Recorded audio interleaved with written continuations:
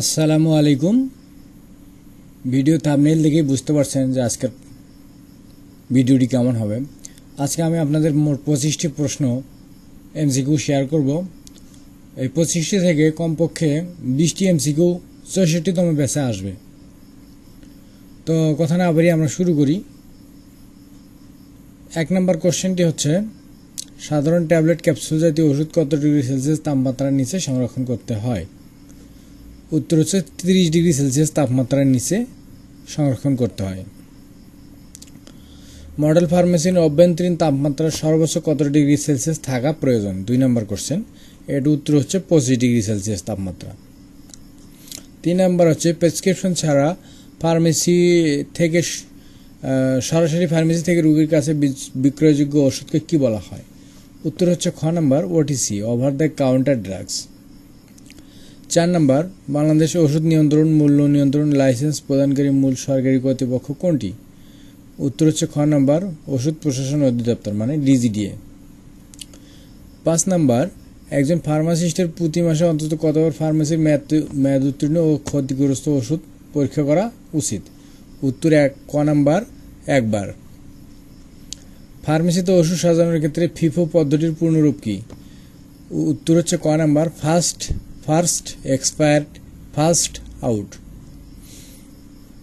7 নম্বর, নিচের কোনটি বায়োলজিক্যাল প্রোডাক্টের অন্তর্ভুক্ত? ইনসুলিন এবং ভ্যাকসিন। উত্তর হচ্ছে খ নম্বর ইনসুলিন এবং ভ্যাকসিন। ইনহেলারের মাধ্যমে অ্যাজমার ওষুধ নেওয়ার ক্ষেত্রে পরপর 2টি ডোজ বা পাফের মধ্যে কত সময় অপেক্ষা করতে হয়? উত্তর হচ্ছে ক নম্বর 1 মিনিট। হৃদরোগীর অ্যাজাইনার তীব্র ব্যথায় জরুরি ব্যবহারের জন্য কোন ওষুধটি জিহ্বার নিচে দেওয়া হয়? উত্তর হচ্ছে ক নম্বর নাইট্রোগ্লিসারিন।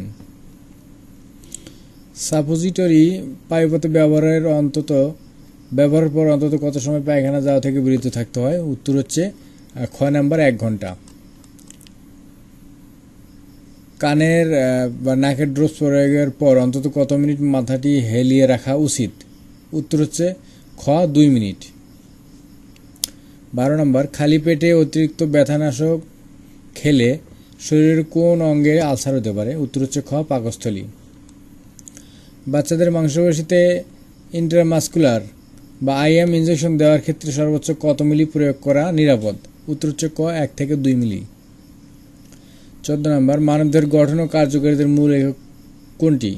উত্তর হচ্ছে খ কোষ। মানবদেহে মূলত কয়টি প্রধান অঙ্গ সংস্থানিক তন্ত্র বা সিস্টেম বিদ্যমান রয়েছে? উত্তর হলো গ 9টি। টাইফয়েড জ্বর বিস্তারকারী জীবাণু সালমোনেলা টাইফি মূলত কিসের মাধ্যমে ছড়ায়? দূষিত পানি ও খাবার। উত্তর হচ্ছে খ।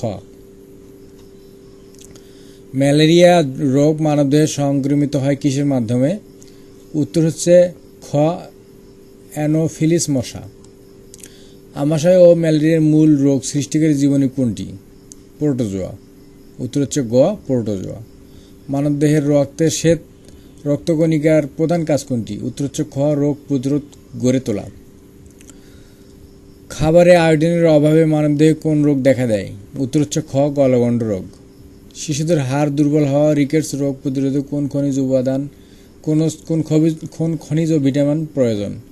উত্তর হচ্ছে ক্যালসিয়াম ও ভিটামিন ডি। উত্তর হচ্ছে গ। ভিটামিন B6 এর রাসায়নিক নাম কি? উত্তর হচ্ছে খ পিরিডক্সিন।